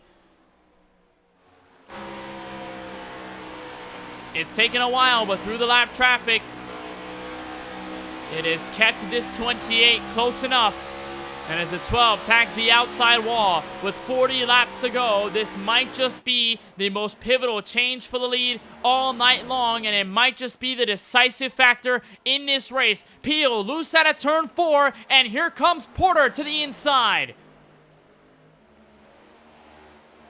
Porter trying his dearest. We saw his struggles earlier this evening with keeping that inside lane intact. There's Tyler Warner up ahead the road looking for the apron. But right behind lap traffic, Jaden Porter looks to clear the 12 and does for a moment as Peel fights back on the front straightaway. What a battle we're seeing from Dover. And now Peel finally gives out the 28 of Porter in the net race lead as lap cars swarm in front of him. That's Christopher Bishop. That's going to be for second. Almost contact between those guys. The 42 holds on to the outside lane and lets these two take control of this race, as Colin Forrester is 13.7 seconds ahead of them and still waiting for his time to come down pit road as we enter 35 laps to go.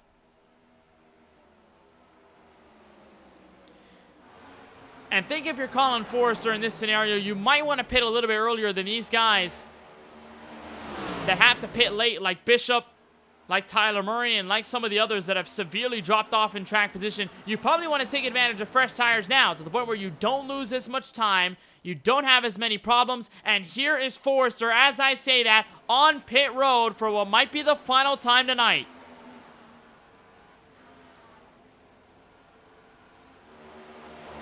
And there's a battle for the lead now as they get around Lance Hill.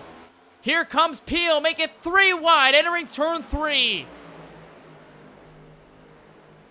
Lawson Peel trying, but cannot break through. Jaden Porter plays solid defense to stay out front. And if you're Forrester, now trapped a lap down, finally getting out, he's 12th. It looks like Jesse Prees will have no trouble getting around as he'll drop to 13th. Forrester will. He'll spend a little bit of time getting that car wound up at the exit of turn 2. Here are the leaders out of 4. And now officially 35 laps will be left here at the Monster Mile. Porter looking for his first win of the season to lock into the playoffs. Lawson Peel looking for a record 7th win. Caution flag is out at lap 146, our first caution in a very long while.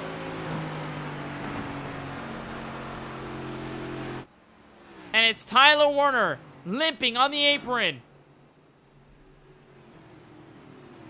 A game-changing caution as the 33 tries to get things wound up back again.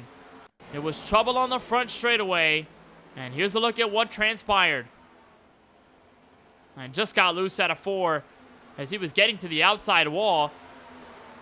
Again, those mistakes can catch up to you rather quickly, especially in the middle of a long green flag stretch. And for the 33, that slight mistake gets his car sideways, slams into the inside safer barrier. That is left front tolling damage, and you can immediately notice it as he comes around again to the wall. He comes to a stop on the apron, but the caution flag is out. And here are your leaders for pit road. So that will make it currently 13 cars on the lead lap. Colin Forrester is going to stay out, so he'll gain that lap back. As there's Jaden Porter hopping into his pit stall. And this might just be the most pivotal pit call of the night. Strategy, remember, was the deciding factor at Iowa 2 weeks ago. And so it could be the same. 4 fresh tires for your leaders. There's Peel trying to win the race off the pit lane, but no can do. Jaden Porter takes control, and we'll have this next restart in hand, although it looks like Michael Newbraw has stayed out. But he's going to lock up the brakes. He's catching back up with the field. He's 23 laps into his stint. And so we might expect him to come down pit road. This time by, he's going to look for the apron. So maybe indeed he will hand this lead officially back off to Jaden Porter in the 28, who has led a bulk of the race here tonight from Dover Motor Speedway. And it has been an absolute masterclass of a race. 74 of the 148 laps led. So around half of that as Michael Newbraw does come down pit road. So indeed, Newbraw will give the track position away, and so Jaden Porter will again have control. He'll be P1 when we see the next green flag, which should be at around lap 150 or lap 151.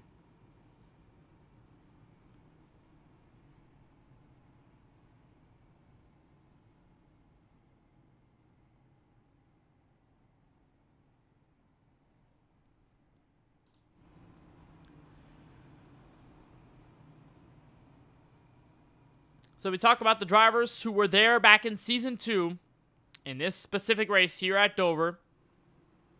The only 2 drivers to have been in that race and this one, and to still be active in this series, that are in the top 5. Craig Lownslugger sitting 4th. Kyle Benson sitting 5th. Everybody ahead of them have never seen a glimpse of that race. And they were never a part of it, not in the series at that moment in time. Of course, Jaden Porter joined the Season 4 campaign. Lawson Peel joined a couple of seasons back. Season 4, obviously, that championship campaign. AJ Green made his season debut in Season 3. Lownslugger and Benson have been around for way longer. And they're looking to possibly change history in their own way with the history of this track.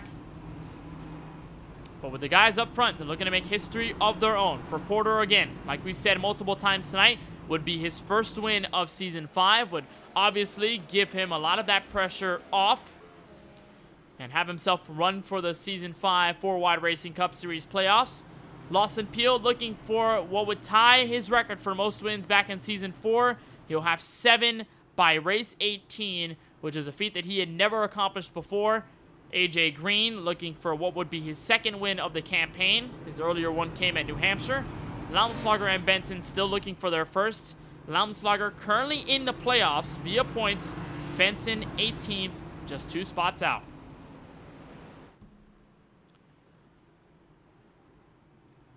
In what arguably might be our most important restart from Dover, Delaware, Jaden Porter will have the green flag in his hand. Lawson Peel on the outside, AJ Green, Craig Lownslugger behind them to give support. Pace car makes its way to pit road. Lap 150 of 180 will be completed. 30 laps left on the dot here from the Monster Mile, and it is the Ally Chevrolet who has the green flag now. We wave it this time by lap 151.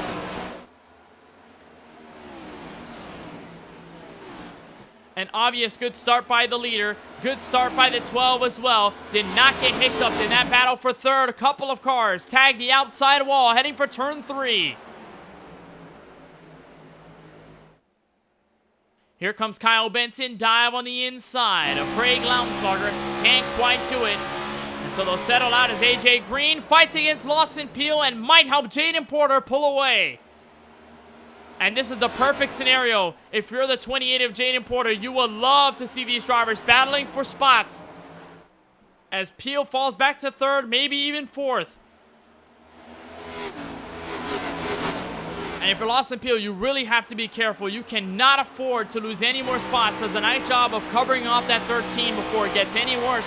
But now, you have to play an uphill battle again. You're looking at that 48, and you're saying, all right, here's another car I have to pass, and then look at Jaden Porter. Oh, there's another car I have to get by. In this run, if it stays green, there's going to be a lot of tire usage, and if you're that 12, you'd rather avoid a situation where you have to use your tires in order to keep up and hang with the gang up front. For right now, 7/10 of a second of a gap between Porter and AJ Green. They're tussling around the top 10. Lance Hill, and it appears to be Colin Forrester.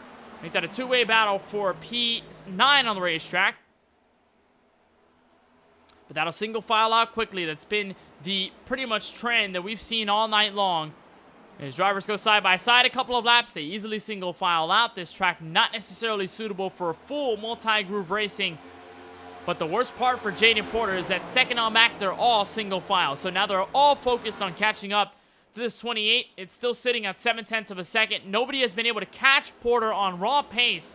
But the one thing you want to do might be, if you're these leaders behind Porter, is to let him get complacent, let him get a little cocky, let him get comfortable, and that's where you find his weak spot, and that's where you try to attack. For right now, that hasn't been the case. 48 and the 12 have been able to just stay where they're at.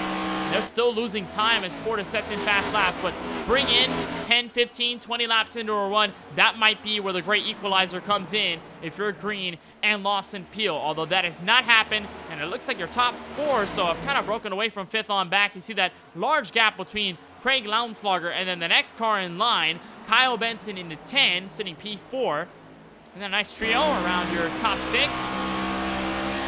Even your top 8. Joe Sanchez, though, finds the outside wall. That might be a lot of damage to his Camaro. He's going to lose out on this fight with Lance Hill for quite some time. That's our first obvious mistake by Sanchez.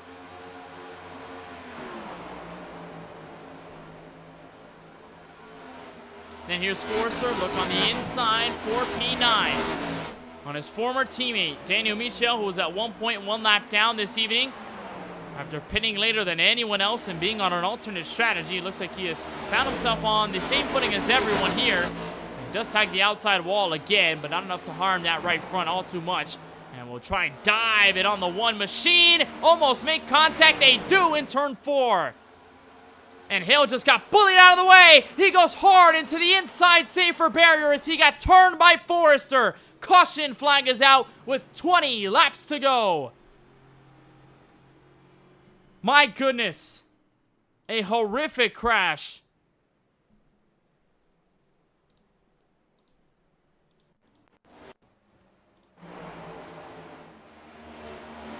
And this is how it all started. Michel on the inside nudges him out of the way, and the one just gets ran over by the 99 of Forrester. And Forrester there, not much you can do. Again, such a quick transition from the banking in the corner to the banking on the straightaways. He's got so much momentum, he cannot ignore it.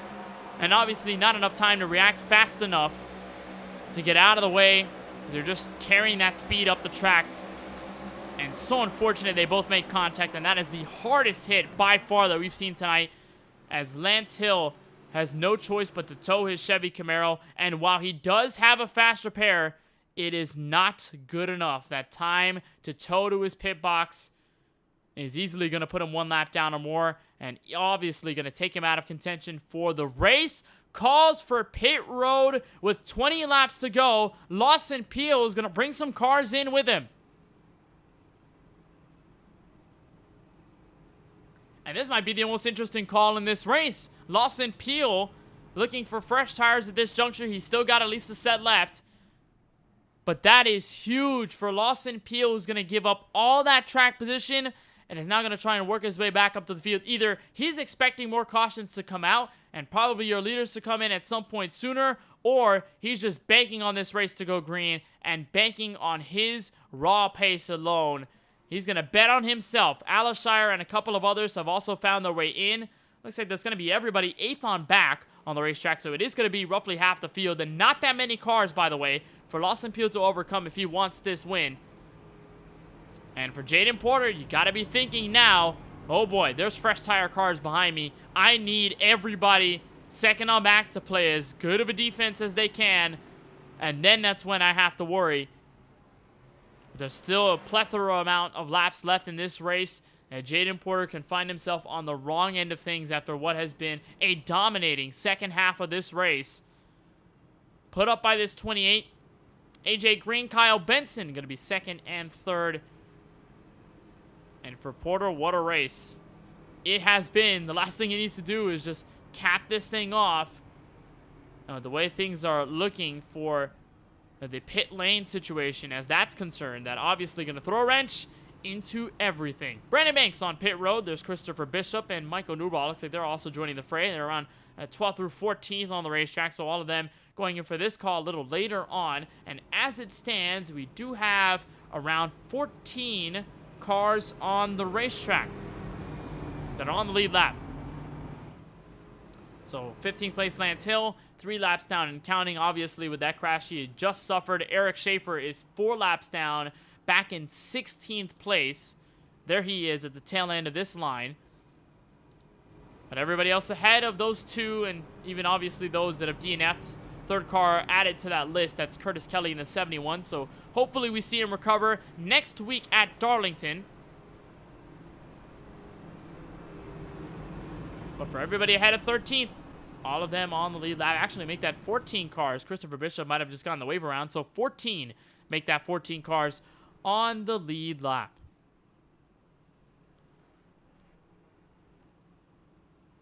For those watching, we've still got a couple of more races until the 4-Wide Racing Cup Series playoffs begin. And we have our final 2 in the next handful of weeks. Darlington follows suit. The track too tough to tame, or the Lady in Black, whatever you like to call it. That race coming up next week.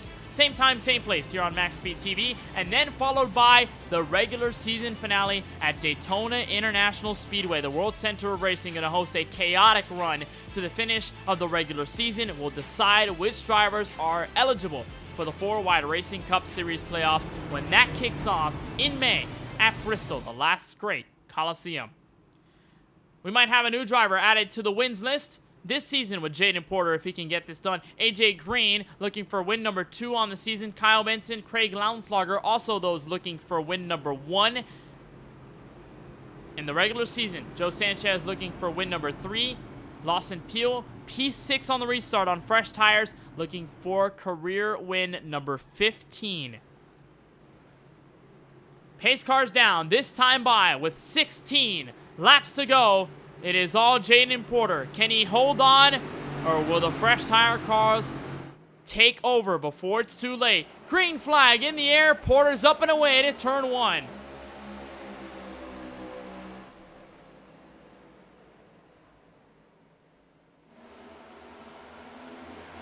Battle for second. Kyle Benson on the inside of AJ Green. They flirt to the outside wall. There's Lawson Peel, going to make it an inside charge for 5th.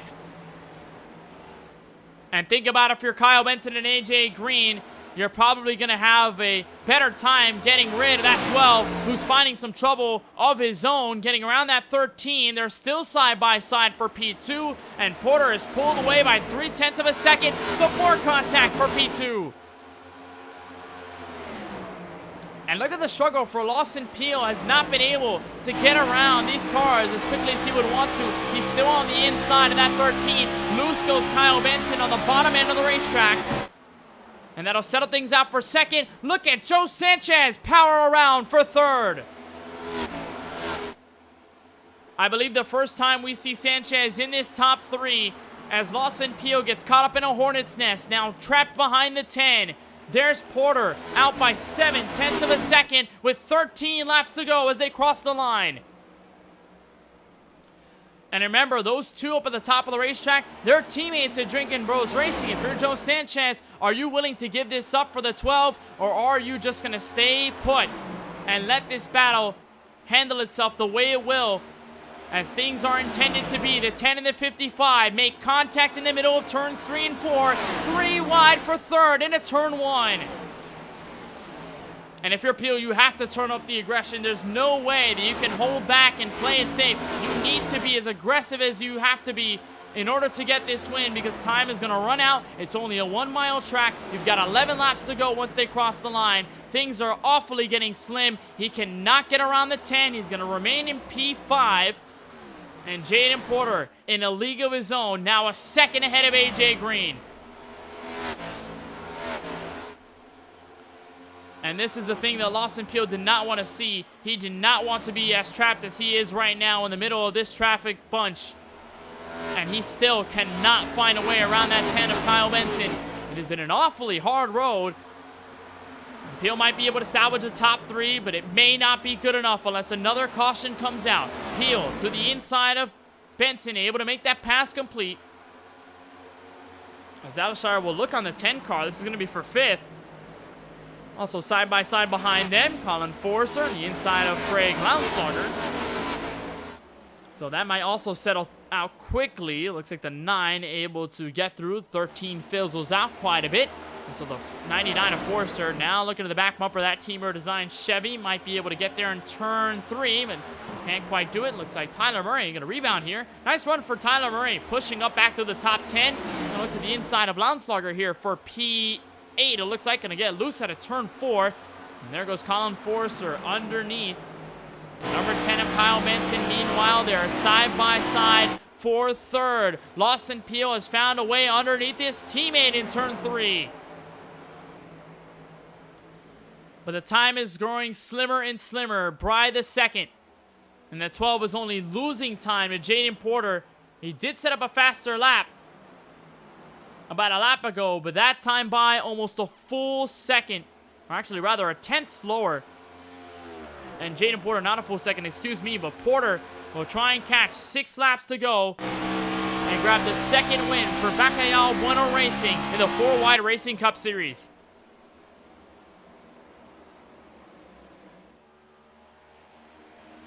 There's AJ Green, Sidney Mack in second. It's now 1.8 seconds between AJ and Jaden. There's Lawson Peel, finally able to make this move. But the question is, does he have enough time to catch up to Jaden Porter? It's a big question mark. Now is where we set the stage, heading for 5 laps to go here from Dover Motor Speedway. Can Lawson Peel pull off an incredible comeback, or will it be too little too late? And will it be Jaden Porter's second career 4-Wide Racing Cup Series victory? Also to note, Adam Alshire on the same strategy as Lawson Peel. So obviously that's why you're seeing a lot of this speed grow out of the 91. This would be a fantastic points effort race put together to only grow his gap back to the cut line for the playoffs. And while that might be a win, it could just be a trendsetter for Darlington and Daytona in the coming weeks. This time by, it'll be 3 miles left for the 28 of Jaden Porter. As Lawson Peel closes in, it's now 1.3 seconds of a gap, but will it be too late to show out? And you have to imagine, if you're Lawson Peel, you are possibly praying for either a yellow flag or a mistake out of Porter, which is something that has been a rarity tonight. At 28 has been almost flawless. And you're right on board with Peel, how much throttle he's pulling in the middle of the corner. He crunches it down to about 1.1 seconds, but there are 2 laps still remaining, 2 miles, and Porter still having to hold on for these last couple of corners. Battle for 5th, Kyle Benson, Colin Forrester. Working against each other, Forrester's in the inside wall. He's up to the outside in turn 3. In a crawl, but Jaden Porter gets the white flag. Jaden Porter, the sophomore driver, stomped in Season 4, got the win at Nashville Super Speedway, and with the final 2 corners ahead of him in a dominating last half, Jaden Porter looks at a checkered flag for the second time in his 4-Wide Cup career. Porter wins at Dover.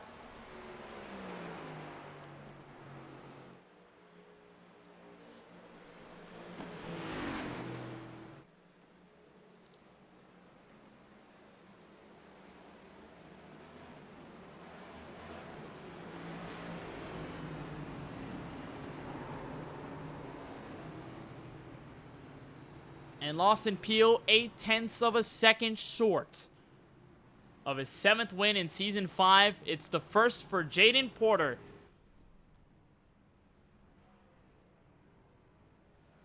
As he becomes the 10th different winner in Season 5. We have officially crossed double digits, but Porter burns it down from the Monster Mile in dominating fashion.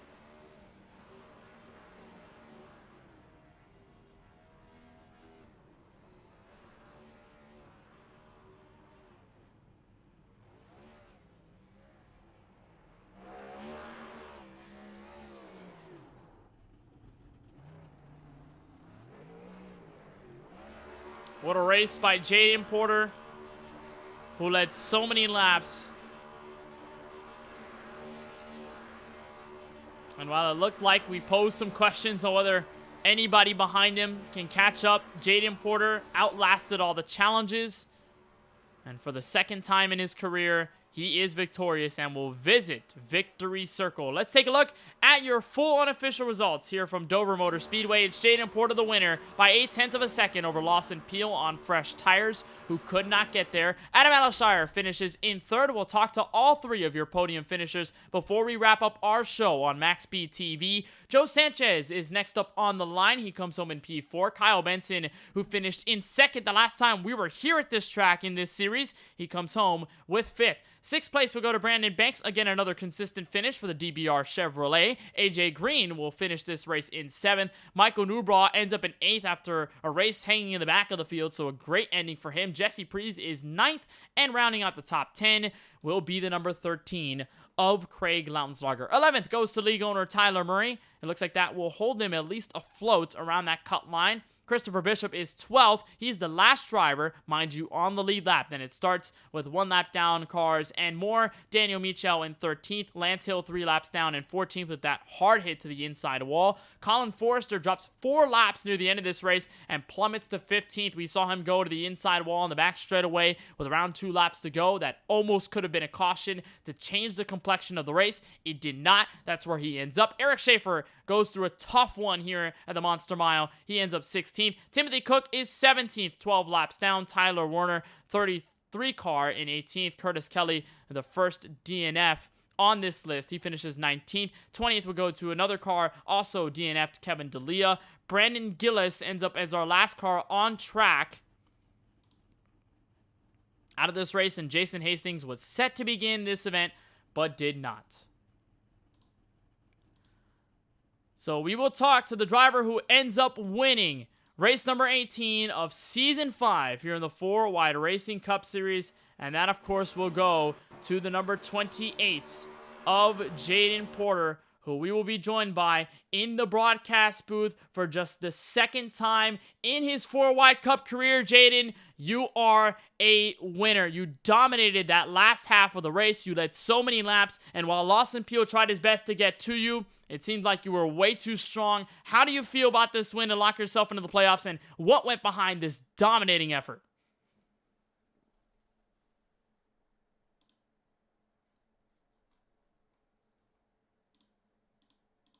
Feels great to finally get a win. I've been putting a lot of pressure on myself this season to get a win. I feel like it's kind of led to a lot of mistakes I've made. So to finally get the win and get that pressure off is big, and I've been looking forward to Dover for a long time. Dover's just been one of those tracks on here. It's just been really good for me. I don't know why. I don't really know why I'm good here.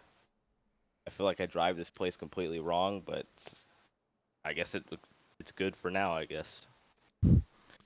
It definitely was a fantastic race, and it looked like, despite some of the challenges, I know we talked about fresh tire cars that were trying to catch you near the end, but even then, lap traffic, green flag pit stop, something that we probably did not expect to see here at Dover. It worked out in your favor, and even with everything that went on around you and the challenges by Peel, the challenges by AJ Green and company, you were able to outlast all of that. How were you able to hold on to your composure and, most impressively, your consistency here, even with all that madness happening? I don't know. Lap traffic was getting in my head a little bit, just like it did at Charlotte last season. Lap traffic was just getting in my head. I didn't even practice green flag pit stop, so that may have helped, and I didn't put pressure on myself for that. But just keeping consistent, staying in the rhythm the whole time was a big thing for me. I'm a rhythm driver, and once I was able to stay in my rhythm, nothing was really going to get me out of it. 10th place in the point standings. Obviously, a driver that was going for the playoffs, and you were well above that cut line going into tonight. Obviously, this race win must just be the sealed off thing for all of it. You're going to be locked in no matter what happens at Dover, or rather at Darlington and at Daytona. So how good does that feel to finally have that weight off your shoulders now that you get to focus onto playoff mode? It feels good. I was gonna be really nervous not being locked in going to Daytona, because anything can happen there. Anyone can finish anywhere. Darlington last season was kind of a struggle. It can be good, but it also could be a struggle. So getting this win here is big. And we get playoff points. I've not really had any playoff points, so those playoff points are really gonna be huge come playoff time. Monumental in these final 2 races left in the regular season, and of course when we kick off the playoffs at Bristol in a couple of weeks. Jaden, before we let you go and before we let you continue the celebrations on your second career 4-wide cup victory, anybody you'd like to thank for making this all possible? Yeah, I want to thank everyone at Bacchiolo Bueno Racing. My buddy Mikey, he's helped me get better at a lot of tracks recently. Thank him. Thank my brother and his friends for watching. Means a lot. And yeah, that's about it. Well, nonetheless, we really appreciate the time. As always, Jaden, congratulations on your second career 4-wide cup victory here at the Monster Mile. We'll let you continue your celebrations. Best of luck in the rest of the regular season. But for now, welcome to the playoffs. Thank you, buddy. So that is Jaden Porter in the 28, dominates this race. And funny enough, in the Ally Chevrolet Hendrick Motorsports paint scheme, we know how dominant Hendrick Motorsports is at a track like Dover. So maybe things are in the cards after all. 28 with a fantastic win. We'll turn our attention to the driver who comes home in second. That is the 12 of Lawson Pio. And Lawson, again, just short of the race victory by 0.8 of a second. You had fresh tires, but first of all, I want to go through the conception of that call itself to come in at that caution. What went behind that decision, and what was going through your mind there? Well, we had the extra set left, and I think caution came out with 19 to go, and we had run at least 8 or 10 hard ones. So I was pretty surprised that more people didn't pit. I thought that the leaders, everybody was going to drag down there. So I didn't really think twice about it. Tires weren't worth as much as I thought they were going to be. They were definitely worth something, but it's just super hard to pass. And those guys I had to pass to get to P2 they didn't have very many laps on their tires, so still really hard to pass them. And when you get kind of 2 guys side by side in front of you, you're just kind of stuck there. So I was thinking, man, I should have stayed out when I couldn't pass those guys. But then kind of once I got clear and got to P3 and then to P2, I was like, man, yeah, this probably was the right call, but just wasn't enough to get Jaden. He was just so fast. So yeah, he just got beat by the better driver tonight. He's good on these concrete tracks. He's good at Nashville, and he was just lights out tonight. It was an awesome win for him, dominating performance there. Well, nonetheless, still second place. Very momentous run heading into the final 2 races of the regular season. We've got Darlington and Daytona next. So what are your thoughts on those tracks, and how is your mindset shifting now that we're getting a little bit closer to those playoffs? Darlington's certainly a tough one for me most of the time, but we have the package is a little different now since this most recent update we had a few weeks ago. It's driving a little different on most of these tracks with the lower rev limiter. I think the car's also just handling a little different since before the update. So I hadn't been on Darlington since, so expecting it to be a little different, but I've been decent there in the past and I've struggled there. So we'll just have to see. I know in 4-wide last season, I wasn't very good at Darlington. This is actually one of my worst races. So be looking forward to Daytona and just try to keep the momentum going into the playoffs, and looking forward to Darlington because a lot of my teammates love that track. So hopefully one of them can get in there and get a win. Not ruling myself out either, but we'll see. Of course, no doubts heading into Darlington and Daytona as you hunt for your second straight 4-Wide Racing Cup Series championship. Lawson, before we let you go here from the Monster Mile, is there anybody you'd just like to thank before we let you go? Yeah, thanks to you for doing the broadcast, Kenneth, and look forward to going back and watching it. And thanks to Tyler Murray for doing everything he does for the league. Thanks to everybody that watched tonight. Thanks to my teammates. Thanks to Paul's Setup Shop. And yeah, just enjoyed the race tonight and a lot of fun. Glad we got some green flag runs in there, and got to race uninterrupted for a while, and definitely learned some stuff. Hopefully that'll carry into Sunday in the Sunoco Cup Series race. So looking forward to that. Well, as always, Lawson, we certainly appreciate the time. Congratulations on the second here from Dover, and looking forward to seeing you and the DBR team roll into Darlington next week. Appreciate it. Looking forward to it. So that's Lawson Peel in the 12, short of the win, but nonetheless second place as he was trying to look for his 7th race win of the season. And we'll turn our attention now to the driver who ends up finalizing this top 3. That is the 91 of Adam Alashar. Adam, you're one of the drivers who were also with Lawson Peel on that call to come down pit road. What was going through your mind there behind the wheel of this Chevrolet Camaro? And obviously, how do you feel that it kind of worked out for a top 3?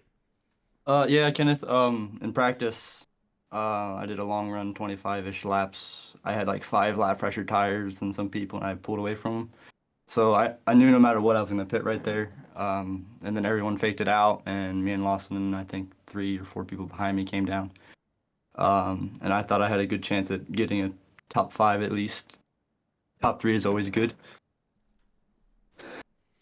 It definitely went in your favor, at least towards the end. And I want to talk about the rebound from Iowa, and then obviously this race from Dover. You had a huge crash in turn 2 at Iowa a couple of weeks back. You rebounded to 6th. Now you come away with a top 3 podium. As we roll into these final 3 races of the regular season, is the momentum just starting to pick up for you? Are you starting to find your stride a little bit with these tracks on tap?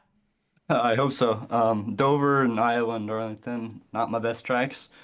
I'm glad I got the rebound at Iowa. Glad I got 3rd at Dover, a track that I'm very, very bad at saving tires at. Darlington, it's going to be tough just staying in the top 10 for me probably, so we'll see how that goes. Hopefully I end up with at least a top 10, if not more. Well, the finishes have been strolling your way. Now we head into the final 2 races of the regular season. Obviously, still hunting for that spot in the 4-Wide Racing Cup Series playoffs. Adam, before we let you go here from the Monster Mile, anybody you'd just like to thank? Yeah, my parents, they don't watch the races, but I know they like hearing about it in the morning when I talk about it. You for doing the broadcast. It's always fun to go back and rewatch the next day at school or something. My girlfriend for watching if she's still awake, and Tyler for putting on this league. It's fun. Well, as always, Adam, we appreciate the time. It was always nice seeing that JetBlue Airways car on the broadcast. A beautiful paint scheme, by the way. I have to say. I haven't told you that before, but it is a beautiful car on track. Fantastic P3 effort. Adam, we'll see you at Darlington next week. Thank you. So that's the 91. Adam Alashire comes home in 3rd here from the Monster Mile, Dover Motor Speedway. So it's Jaden Porter grabbing his 2nd career 4-Wide Racing Cup Series victory. And with that, by the way, did break the streak of winners that's been kind of happening over the past couple of races. We've had DBR win the last 4 races before this 24 got there. Lawson Peel accounting for 2 of those wins. That streak finally broken. So it looks like Bacalhau Bueno Racing, with their first win of the campaign, they're able to kind of break a hot streak by Lawson Peel and the DBR gang. Although, when we go to Darlington 1 week from tonight, we're seeing a place where a DBR driver went to victory lane the last time we were there. Remember that last lap pass out of turn 4 from Eric Schaefer to Colin Forrester to get that win and to lock himself into the championship 5. We'll get to see the track too tough to tame all over again, but in a regular season context. That comes your way 1 week from tonight in early May. Of course, you'll find that right here on MaxSpeedTV, same time, 9:10 p.m. Eastern. Then we'll head off to the Daytona International Speedway. That will be our final race of the regular season. We'll decide those that will make the 4-Wide Cup playoffs for this year, and then they will all battle at Bristol, Charlotte Roval, Pocono, Charlotte, Talladega, Phoenix before we decide a champion ultimately at the Homestead Miami Speedway. What a race it was from Dover Motor Speedway in Dover, Delaware. Jaden Porter makes history as a second career 4-Wide Cup Series win comes his way heading into Darlington Raceway. So for Tyler Murray and everyone from the admin team and race council, and from all of us at MaxSpeedTV, my name is Kenneth Bueno, saying thank you so much for watching our broadcast of the 4-Wide Racing Cup Series and race number 18 of Season 5. We'll see you 1 week from tonight from the track to top to tape.